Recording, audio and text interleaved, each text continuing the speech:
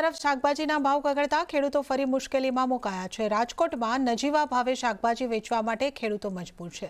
ખેડૂતોએ જથ્થાબંધ શાકભાજીના નીચા ભાવ મળી રહ્યા છે, જેના કારણે ખેડૂતો પર ફરી સંકટના વાદળો છવાયા છે।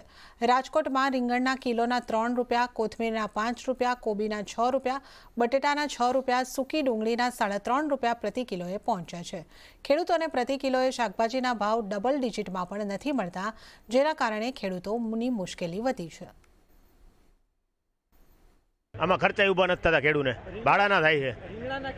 રીંગણા 2.5 થી 5 રૂપિયા, કોબી 5 થી 7, બીટ 2-3 રૂપિયા। આટલા નીચા ભાવ હોવાનું કારણ શું?